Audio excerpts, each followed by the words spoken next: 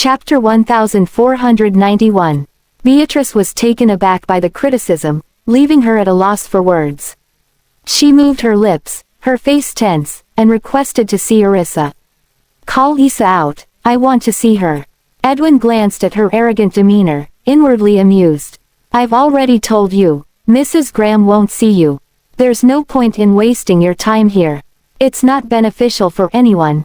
Beatrice suddenly began shouting towards the inside, "Isa, it's Mom. I know you're home. Please let me in to say a few words. If you won't see me, I'll wait here until you leave the house." Edwin furrowed his brows in frustration. Seeing Beatrice also engaging in this game, he sternly warned, "If you ignore my advice and cause a scene here, we won't hesitate to call the police. You won't be able to bear the shame then." Beatrice peered into the mansion, her anxiety growing as she couldn't catch a glimpse of Orissa. However, she didn't give up and continued shouting into the interior. "Isa, your uncle has nothing to do with this. It was all Hector's doing. We didn't know he would inform the journalists. He realizes his mistake now." In the living room, Orissa couldn't hear very clearly. However, as Beatrice's loud shouts echoed, she could discern the voice. She furrowed her brows. She had just arrived in the morning, and now Beatrice was here again. Is she here, expecting to be forgiven? Eyes disgraceful. Despite her status, she's out there yelling at someone else's doorstep. Darius scolded, his face stern, deeply disapproving of Beatrice's behavior. In the next moment, remembering that this woman was Orissa's mother, the old man anxiously looked towards Orissa. "Isa, I'm not blaming you. I just don't like her."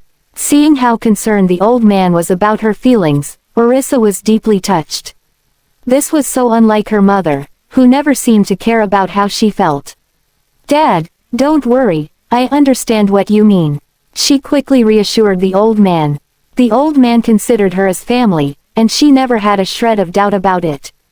"Arguing here won't solve anything. I'll go out and take a look," the old man said as he prepared to get up and leave. Orissa quickly stopped him. "No need, the person she wants to see is me. If she can't see me, she will still come." She directly instructed Edwin to let Beatrice in. The old man looked at her with concern, signaling Mary to prepare some food for Orissa. He stayed with Orissa in the living room. Beatrice swiftly entered the room. Seeing Darius was also present, she greeted, "Good day, old Mr. Graham." Darius noncommittally hummed in response, sipping his coffee without acknowledging her. Beatrice rushed over to Orissa, anxiously saying, "Isa, I have something to tell you." Orissa looked at Beatrice's affectionate demeanor, feeling a sense of distance. A mix of emotions welled up in her heart.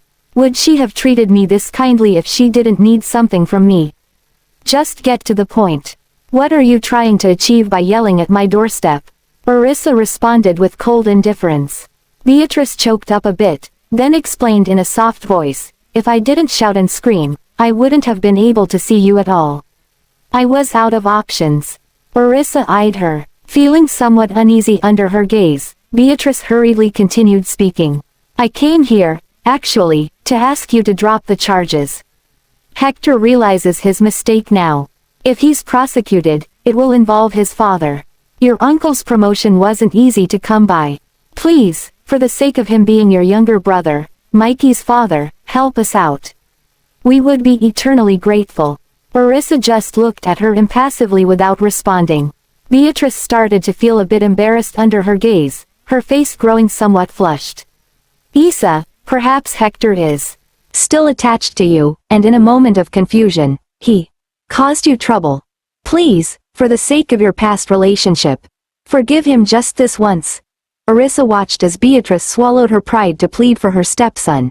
She felt a bitter taste in her heart and found it deeply ironic. Beatrice had never cared about her daughter this much. Chapter 1492. Orissa glanced at Beatrice, a mocking smile on her face. "If he's done all this because he still misses me, can you imagine what he'd do if he lost his feelings for me? Destroy my reputation, perhaps. By releasing that information, he has already made it clear that he wants to vilify and humiliate us. You don't need to come here and intercede on his behalf." We'll leave it to the court of law to judge his actions and punish him accordingly." Orissa added. She had long lost her affection for Hector, yet the man clung to her and persistently stirred up trouble. What love could she have left for him? Besides, had he ever spared a thought for her when he dealt with them? Upon seeing Orissa's cold demeanor, Beatrice furrowed her brows. "Can you really not forgive him? If he gets a prison sentence, it will greatly affect your uncle." Finally, Orissa understood Beatrice's real intention.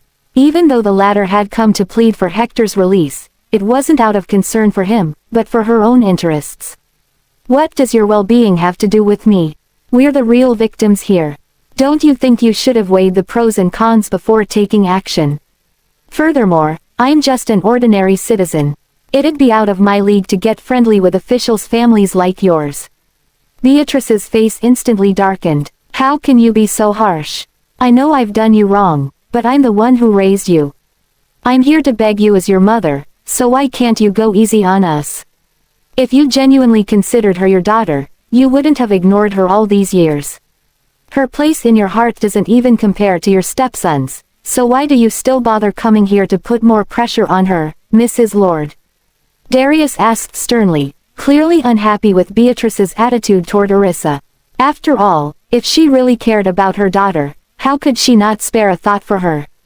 "Leave, I can't help you," Orissa said coldly, determined not to get involved in Beatrice's affairs. "HMPH, even if she calls me an unfilial child or an ungrateful wench, I can't be bothered. From now on, don't come here anymore. We no longer have anything to do with each other," she added. After seeing how cold and indifferent Orissa was, Beatrice grew anxious. "I'm your biological mother, Issa. Will you only be contented if you see me suffer? I have no control over your life, so stop trying to pin everything on me. I'm not that capable. That said, I will not show any mercy if you mess with my husband. You'd better think twice before you act." Orissa snapped as she glared at Beatrice. Needless to say, Beatrice was angry and sullen. She had swallowed her pride to beg for help, yet Orissa still turned her down. Benjamin left the study upon hearing the commotion in the living room, only to witness Beatrice confronting Orissa. With that, his gaze darkened considerably. "Please return home, Mrs. Lord. Our humble abode is not fit to entertain you," he uttered. As soon as Beatrice met Benjamin's cold gaze, she felt a chill run down her spine. "Please spare our family, Mr. Graham. I beg of you." Benjamin looked at Beatrice with a sneer as he pressed his tongue against his cheek. "Shouldn't we be the ones begging you to spare us? As long as you spare Keegan and Hector, we can agree to any of your conditions." Beatrice hastily answered, "It's time to go all out. If we can't pull through this crisis, it'd be the end of Keegan's career." "Ha," Benjamin scoffed. "You'll agree to any of our conditions? What a bold statement. I, however, am not impressed. My family doesn't want anything to do with yours, yet you always seem to think I'm an easy target. And now, you're begging us for help because you're in a difficult situation, huh? Do you honestly believe everything revolves around your family? You can't have your cake and eat it too. I suggest you head home and hire a good lawyer." Before Beatrice could react, Benjamin called out to the bodyguard at the door. "Escort her out. Call the police immediately if she returns to cause trouble again. There's no need to report to me." "You," Beatrice sputtered, her face livid with rage. "This way, madam," the bodyguard said as he stepped forward expressionlessly to usher the woman out. Beatrice glanced at Orissa, only to grit her teeth when she noticed the latter's indifferent expression. "I can go by myself." Chapter 1493. If you don't want to see her, you can ignore her in the future. Just get someone to drive her away. Benjamin comforted as he sat down and wrapped his arms around Orissa, concerned that she might be affected by the encounter. Orissa let out a sigh of relief and smiled at him. "I'm fine. Don't worry about me." Despite that, Benjamin gazed at her intently and only relaxed when he was sure she wasn't lying. Darius glanced at the couple before turning to Benjamin. "Let's leave those matters to the police. The Lords can do whatever they like, but as long as we haven't done anything wrong, they can't cause any real trouble," he advised, still seething with anger at how Beatrice had used her status as a government official's wife to pressure Orissa. Benjamin promptly nodded. Understood. The next second, he turned toward Orissa. Do you want to go upstairs and rest? Orissa shook her head. I'll just stay here. It's almost noon, anyway. I can rest after lunch. Why don't you get back to your work? I promise you I'm fine. After ensuring Orissa was tucked under the blanket, Benjamin stood up and returned to the study. As soon as he entered, however, his phone began to ring. Go ahead, Benjamin ordered, his voice deep and authoritative.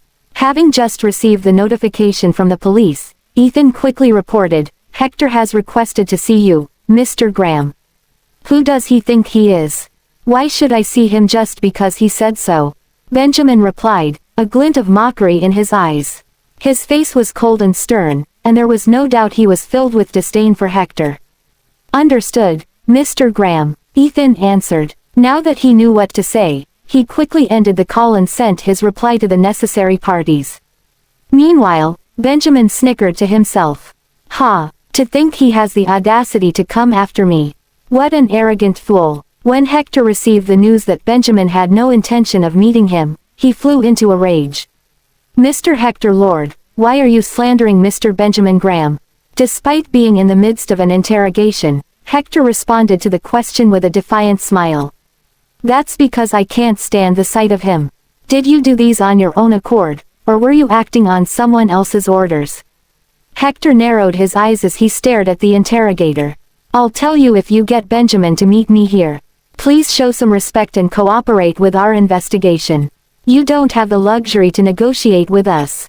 The interrogator reprimanded before slamming a hand on the table.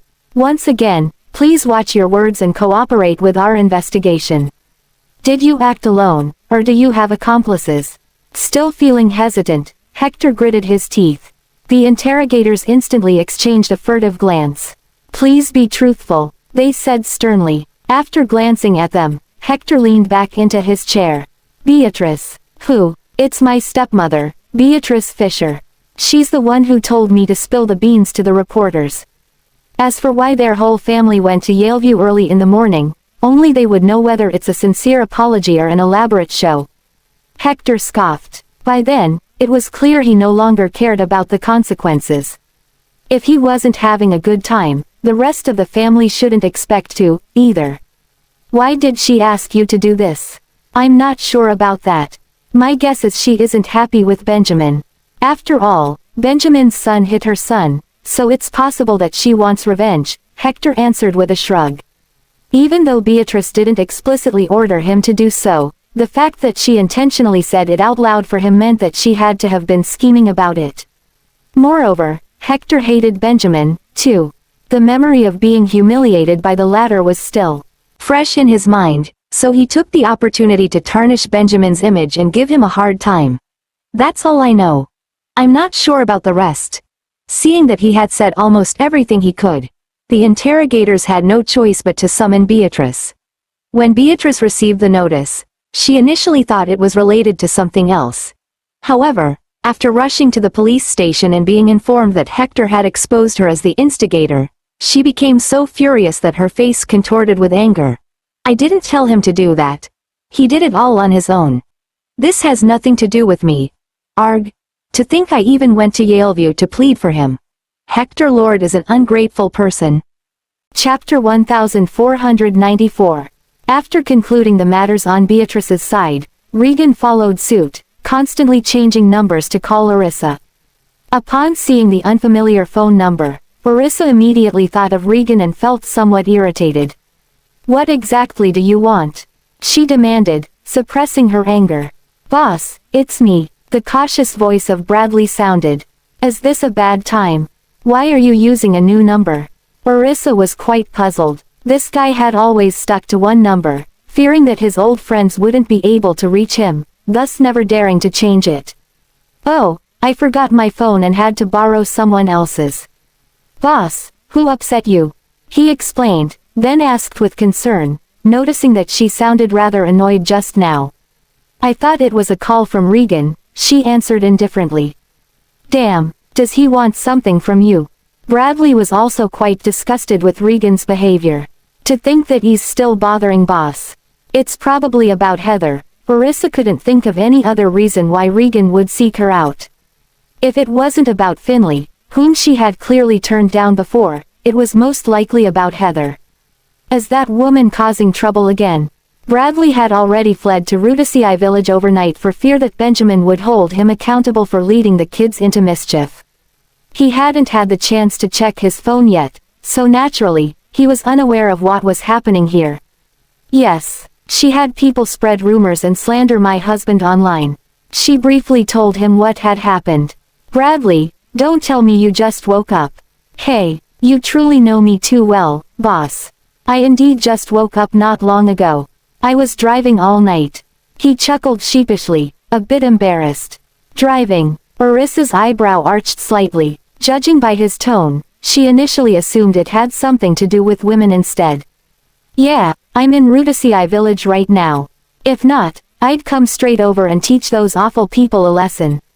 Bradley said indignantly. Had he known earlier, he would have come slightly later. Now, there was no way he could possibly rush back again. He was still contemplating whether it was feasible to return when he heard her say, "There's no need for your lesson. They've already been arrested, and we've had the lawyer handle it. Since you're in Rudisei village, just stay there. Don't worry about my affairs." Boss, did Mr. Graham got angry? Is he looking for me to settle any scores? He inquired tentatively. She chuckled and deliberately replied, "Of course. He even said he's planning to give you a good beating when he sees you." Bradley took a deep breath. The sound was so loud that Marissa could hear it loud and clear. I was threatened by the kids. It's not like I was the mastermind. You have to back me up, boss. Please don't let Mr. Graham beat me up. He pleaded. I'd best stay in Rudisei village a bit longer. Otherwise, I'll be in a sorry state if I get beaten up by Mr. Graham. She raised her brow. What exactly did you bring them to the York residence for? After hesitating for a moment, he finally explained, to create chaos. We smashed all the valuable things in Regan's house, and even released snakes to scare that woman. The corner of Marissa's mouth twitched. Many treasured calligraphy and antique pieces of the York family's collection had been destroyed. It was no wonder they were so furious. Those were all Regan's most cherished treasures. The kids really do know how to hit somebody where it hurts, she thought. What an expensive chaos it is. Didn't you think to stop them? Her voice took on a serious tone, though she wasn't angry. How could I possibly stop them? I tried to persuade them several times, but they just wouldn't listen to me. Boss, don't be mad at them. Either.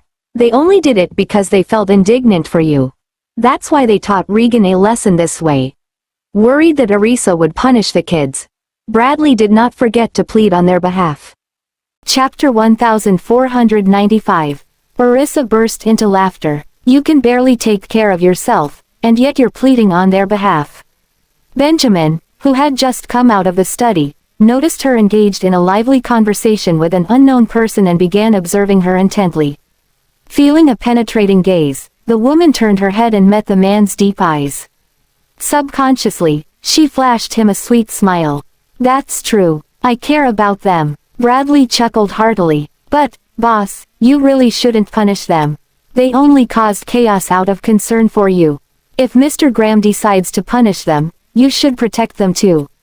Don't let them get in trouble. Arisa chuckled, looking at the man approaching her. If Graham wanted to punish them, he would have done so long ago. Just stay over there, speed up the progress, and get the house renovated as soon as possible. Upon hearing her words, Benjamin could guess who she was talking to on the phone. Don't talk for too long. The radiation isn't good for you and the babies, he remarked lightly, sitting next to her. Arisa paused, her gaze falling on the handsome profile of the man. Benjamin was bent over, pouring water, his shirt neatly pressed against his body. It looked incredibly stretched and exuded masculine strength. His entire being radiated the captivating charm of a mature man. Hey, so Mr. Graham is there too. Well, I won't keep you any longer then. Bye, boss. Once Benjamin's voice rang out, Bradley felt his heart skip a beat and quickly ended the conversation.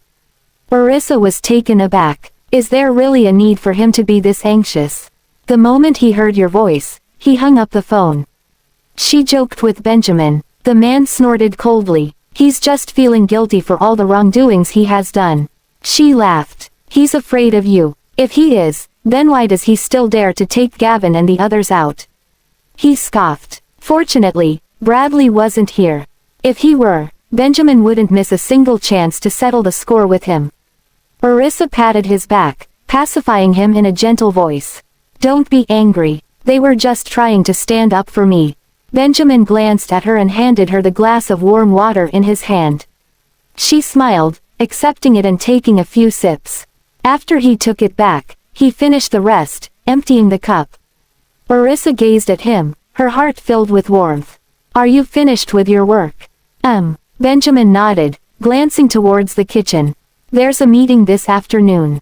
It's almost lunchtime. Rest after the meal, she said caringly. All right, he nodded. His main intention was to spend more time with her. At that moment, Orissa's phone vibrated again. It was an unfamiliar number, but it wasn't the one that Bradley had just called from. Her brows furrowed tightly. She instinctively knew this call was from Regan. Benjamin noticed her subtle expression, glanced at her ringing phone, and asked, "Who is it?" She's not answering the phone, so she must have guessed who the caller is. Orissa sighed. It's most likely Regan. His brows furrowed in annoyance. Has he been calling you non-stop? Yes, he kept calling from different unknown numbers. Blocking them is useless, but I didn't answer any of them either. Get a new phone number then, Benjamin suggested, deciding to have Ethan arrange for a new number for her later. This way, many annoyances could be avoided. Getting a new number is a bit of a hassle. Orissa was worried that some old acquaintances wouldn't be able to reach her, so she was reluctant to change her number. What's the hassle? Just get a new number and give it to your friends. You don't need to bother with others. Another call came in, and he took her phone. The call connected immediately. When he put the phone to his ear, Regan's voice came through right away. Isa, you finally answered the phone. I have something urgent to discuss with you. Your Aunt Heather. Chapter 1496. Regan York. Benjamin interrupted, his voice colder than ice, cutting off whatever Regan was about to say next. This voice sent a jolt through Regan, heart, and caused him to shiver in fear. Why is Benjamin the one answering the call? Are you trying to make life difficult for yourself in Delmore by harassing my wife like this? Ignoring Regan's reaction, Benjamin issued a chilly warning, utterly fed up with the York family. Mr. Graham, it's all our fault. Please just let us off the hook this time. I assure you they won't dare to mess around again. Isa is also my daughter. I only want to ask for her help today, nothing more. Regan hurriedly explained. Now, his elderly mother and wife had been taken into custody. If Benjamin didn't let up, it would be challenging for them to get out, and it would also add insult to injury for the Yorks. Upon hearing Regan still attempting to use blood ties as a manipulation tactic, Benjamin let out an icy sneer. You all know better than anyone how you've treated my wife in the past. From what I've seen, you guys have never regarded her as family. So, quit using blood ties to manipulate her in the future. Stay away from her. If not, you won't be able to bear the consequences. Mr. Graham. Benjamin didn't give Regan a chance to speak. He warned the latter repeatedly before hanging up the phone. Upon seeing his grim, furious expression, Orissa calmly poured a cup of warm water and handed it to him, tenderly coaxing, "Don't be mad. It's not worth getting upset over people like them." If it were in the past, she would be hurt, but now, after treating them as strangers, she rarely got affected by them. Benjamin took a glance at her, his heart aching for her. He took the water cup and sipped the warm water, trying to suppress his emotions. Those people won't behave unless they're taught a lesson. He had encountered all sorts of individuals in the business world, but this was the first time he had come across such a relentless family like the Yorks. Heather evidently only dared to spread such rumors through the media because she was unaware of the power of the Graham family. What's more, she seemed to think that Benjamin was a pushover. Let them learn a lesson while locked up, then. Orissa would support him no matter what he did. She didn't care about those blood ties. They were the ones who went too far, each time worse than the last. Seeing her determined and unyielding attitude, Benjamin felt relieved. He gently embraced her, saying softly, "Honey, rest assured, if they bully you, I won't let any of them off the hook." Orissa smiled, watching how disgruntled he still looked on her behalf. "This time, they're not bullying me. They're bullying you." Benjamin snickered. "Did they really think I'm someone they can bully?" She proudly chuckled. "Of course not. They should consider themselves unlucky for messing with you." He lifted an eyebrow, fixing his eyes on her. "Are you praising me or belittling me?" "HMPH. Praising, duh." Orissa turned around and wrapped her arms around his waist, nestling against him. Her eyes were bright and enchanting as she gazed at him. Benjamin's gaze heated up. He raised his hand to gently hold her chin and lift it. "Let me see if you're praising me." The man's deep voice was rich and alluring. Right then, Edwin came over to inform them that the food was ready. Seeing the duo hugging each other so sweetly and intimately, Edwin gave a light cough, his wrinkled face turning a bit red. "Mr. Graham, Mrs. Graham, it's time for lunch." Orissa turned her head toward Edwin. "Got it. We're coming." Edwin smiled, then turned to attend to things in the dining room. "Let's go eat." She, embracing Benjamin's arm, gave the man a little push. Benjamin lowered his eyes to look at her, his gaze burning intensely. He held her head and guided it toward him, then leaned down, accurately capturing her lips with his own. Orissa's cheeks instantly flushed a vibrant red, making her look mesmerizing and irresistible. He kissed her a few times, still not fully satisfied when he let her go. "Let's go eat." She shot him a shy glare. "Let go of me. I can't get up with you holding me like this." With a fervent gaze, the man eyed her blushing cheeks, feeling pleased. A smirk played at the corner of his mouth. "I'll carry you over." Orissa was rendered speechless. Chapter 1497. After having lunch together, Benjamin had planned to join her for an afternoon nap. However, due to some issues at the company, he had no choice but to leave. "I'm off to the office. You stay home and rest well." He gently laid her down, pulled the blanket over her, and then sat by the bed, tenderly caressing her face. Orissa smiled, her eyes filled with amusement as she watched the man reluctantly leave for work. "I will. You should hurry to the office," she replied with a nod. "Don't worry about me. I might even still be sleeping when you get back." Benjamin's lips curled up slightly as he gazed at her with a smile before affectionately pinching her nose and leaning down to kiss her forehead. "I'll be back soon, so don't let your imagination run wild and make you unhappy." Hearing his reminder, the woman nodded. "Okay, you should go now. Everyone's waiting for you." He tucked her in properly before standing up to fetch his suit jacket. Then, he turned around to look at her again. With a smile, Orissa waved at him, signaling him to hurry off. Only then did the man leave the bedroom, close the door, and head downstairs. Before leaving, he instructed Edwin, "No one is allowed to visit without my permission." "Yes, Mr. Graham," the butler noted, relaying the orders to the bodyguards at the entrance as soon as Benjamin left, instructing them to carry out their given task.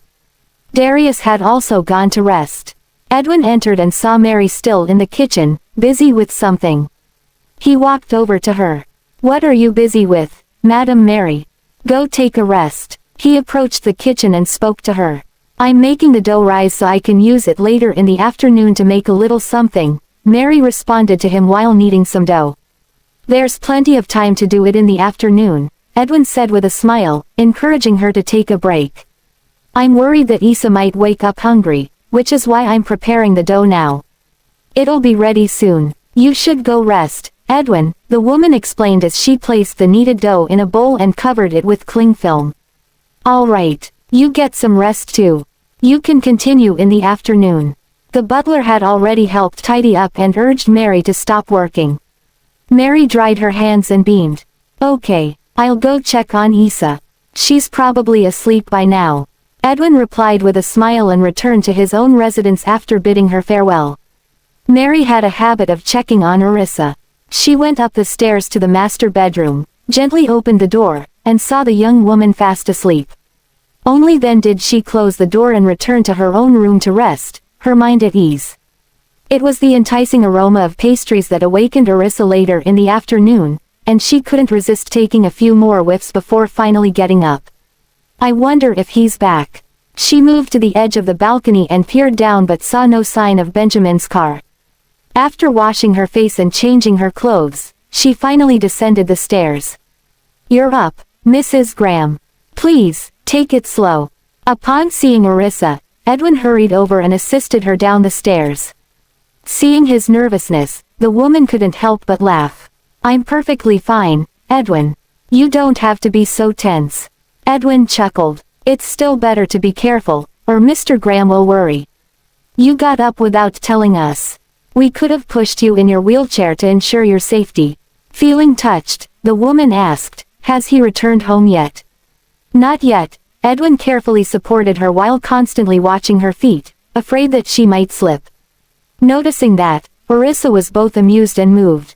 "I finally have a bit of freedom now that he isn't home, so why are you being as nervous as him?"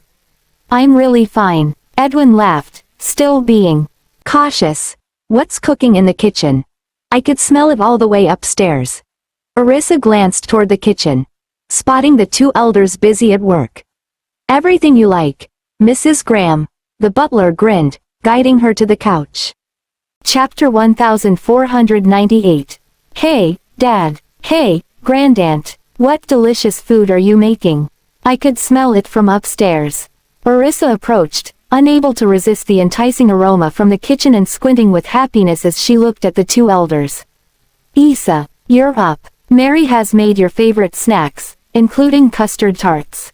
They'll be done soon." Darius responded with a grin and had Edwin check if the tarts were ready. "These are all baked with a timer, old Mr. Graham. We'll be alerted once they're done," Edwin politely informed, but still went over to check on the oven a few times. "Wait outside for now, Isa. We'll bring the snacks over to you when they're ready. The kitchen is filled with cooking fumes and the floor is slippery, so don't stay here." With a wave, the old lady signaled Orissa to leave. It was too dangerous for a pregnant woman to stay in the kitchen. Orissa smiled and nodded. "All right, I'll head out now. Don't make too much, or we won't be able to finish everything. It's not much to begin with. When Gavin and the others come back from school, they can eat too." Darius chuckled. Orissa glanced at them. "Dad, is Benjamin not back yet?" "I suppose not. I haven't seen him." The old man turned to her with a twinkle in his eyes before teasing her. "Why? Do you miss him?" Feeling embarrassed, the young lady merely replied, "I'll sit outside." Hearing this, the elders couldn't help but laugh. Orissa's ears turned even redder as she heard them. She sat at the dining table, engrossed in her phone. It was unclear whether Regan had been warned by Benjamin not to bother her anymore, or if it was because he had been blocked, but she really didn't receive a single call from him. It's nice to have some peace and quiet. Back in the CEO's office of Graham Tower, Benjamin was busy reviewing some documents when Ethan rushed in and handed a file to him. "The report is out, Mr. Graham." Benjamin's eyes gleamed as he stopped his work and looked up. "Read me the results." Mrs. Graham and Regan York are not related by blood. Ethan had already seen the DNA test report confirming that there was no blood relation between Orissa and Regan, and he was pleased to learn that. At least it would hurt a lot less if they're not your own flesh and blood. Benjamin's eyes sparkled as he sighed internally with relief. "Give me the report." Ethan quickly handed him the document. Upon checking, Benjamin noted the written confirmation that the two subjects shared no biological relationship. "Is this report absolutely accurate?" He stared intently at Ethan, not allowing for a single mistake. The latter nodded confidently. "I did everything according to Mr. Bailey's instructions. There's no way the results would be wrong. Keep this matter confidential. Don't let it leak," Benjamin sternly ordered. He still had to go home and try to convince his wife. "Yes, sir." Ethan knew what to do. Benjamin then kept the report, finished all the pending paperwork on his desk, and headed home. He had originally planned to wrap up his work quickly and go home, but the meeting dragged on for 2 hours. Now, it was exactly the time the children finished their classes, so he instructed the driver to head towards the school. The 6 siblings, Gavin, Timothy, Zachary, Oliver, Jasper, and Jesse walked out of the school gate while carrying their backpacks. Their eyes lit up instantly upon spotting a low-key yet luxurious black sedan. "It's Daddy, Mr. Graham." The children raced towards the vehicle. Benjamin was busy going through his emails in the car, only lifting his head when the little ones opened the car door from outside. "Daddy, you came to pick us up." Gavin was overjoyed. He looked inside the car, hoping to see Arissa, but to his disappointment, she wasn't there. "Guess Mommy, still not feeling well." Timothy and the others stared at Benjamin in awe. The man turned to the children, his gaze softening. "Hop in. We're going home." "Okay."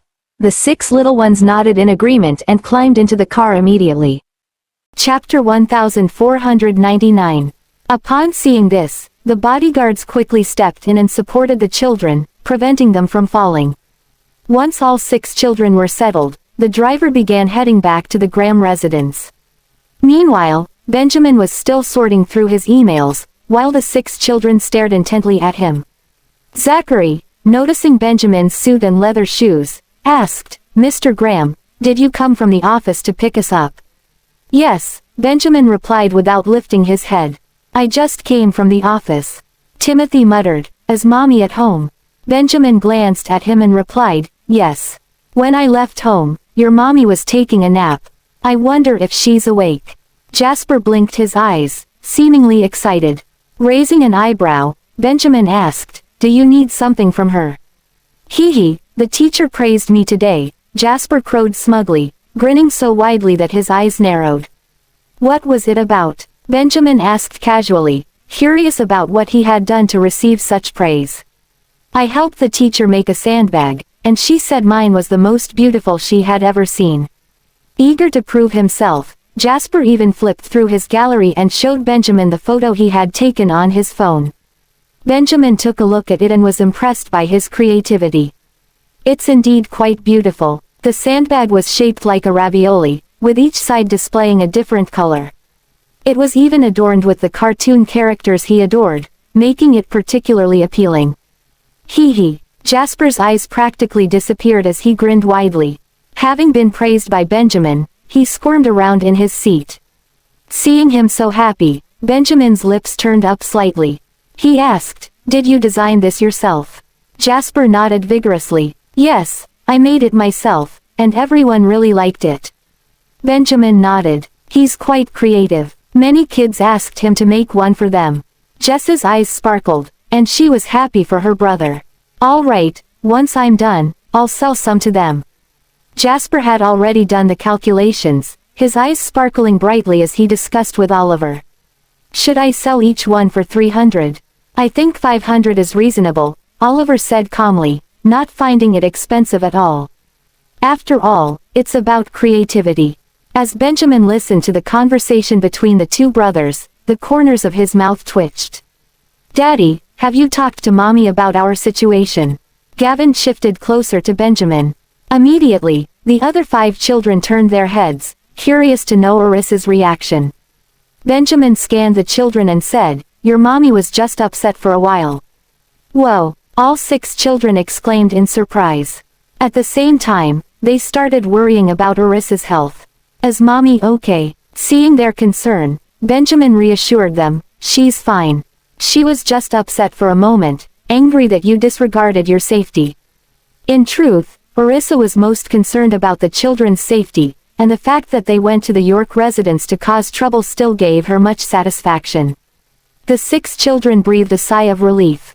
Thank goodness. Benjamin glanced at them before withdrawing his gaze and continuing to deal with his own emails. The children no longer disturbed him. They lowered their voices and began discussing other topics. Once they arrived home, they finally started bouncing in their seats.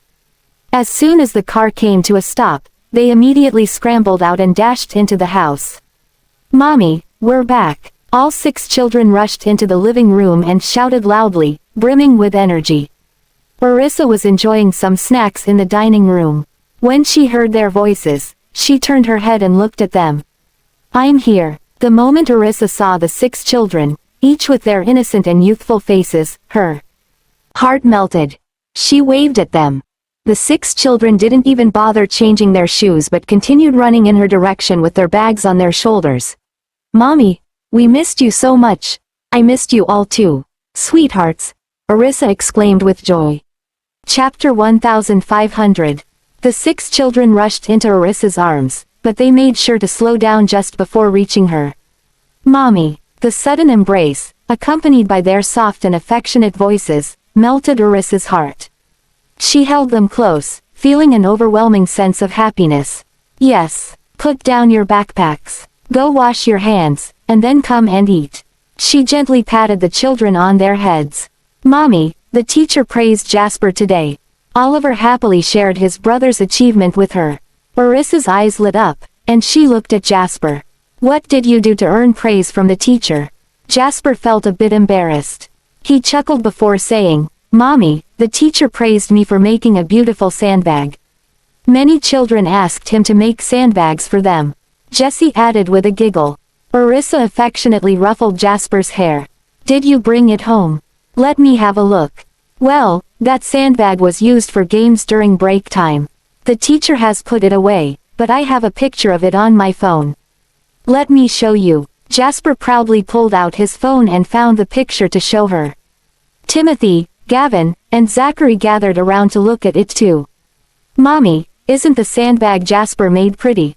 Daddy, Mr. Graham, also praised him for doing a good job. Arissa shifted her gaze from the stunning photo to the children. "Your daddy knows about this too." The kids nodded vigorously. "Of course. Daddy picked us up and brought us home." Arissa smiled and glanced at the door, where a man walked in with a laptop bag. "Mommy, you haven't told me if the sandbag I made looks nice." Jasper blocked Arissa's view, his lower lip sticking out. Mommy is always easily captivated by Daddy. Every time she sees him, all her attention is stolen away. Arissa looked at the slightly upset boy and playfully pinched his nose, praising, "It's beautiful. The sandbag made by my child is the most beautiful of all. No one can compare to him." Jasper's eyes crinkled as he beamed in delight, basking in her praise. "Mommy, once you're feeling better, let's play a sandbag game too. I'll make an even prettier one." "Sure," Arissa replied with a smile, ruffling his hair again. "I'm home." Benjamin walked over and announced to Arissa, his intense gaze fixed on her. "Welcome home." Arissa stood up, and the 6 kids politely stepped aside to make way for her to walk over to Benjamin. Arissa wanted to take Benjamin's briefcase, but he dodged. Benjamin held her arm. "This is a bit heavy, so don't touch it. Just sit tight. Then, put down your briefcase and go wash your hands. Have something to eat first." Arissa gently urged, her eyes lingering on his handsome face. Benjamin glanced at her, then swept his gaze over the children who still had their belongings with them. He ordered, "Go put your bags away." "Got it." Gavin looked at him and took the initiative to take Benjamin's briefcase. "Give it to me, Daddy. I'll put it away for you." Benjamin handed him the briefcase. Gavin hurried to the study and stored the briefcase properly before coming out to put his own bag away. "Go put your bags away too," Benjamin urged the other 5 kids who were still standing there in surprise. Only then did Timothy, Zachary, Oliver, Jasper, and Jessie hurry off to put their bags away. Arissa smiled at them while Benjamin's gaze fell on her face. "Did you sleep well?" Arissa glanced back at him and nodded. "Yeah, I haven't been up for long." Benjamin smiled and gently touched her face.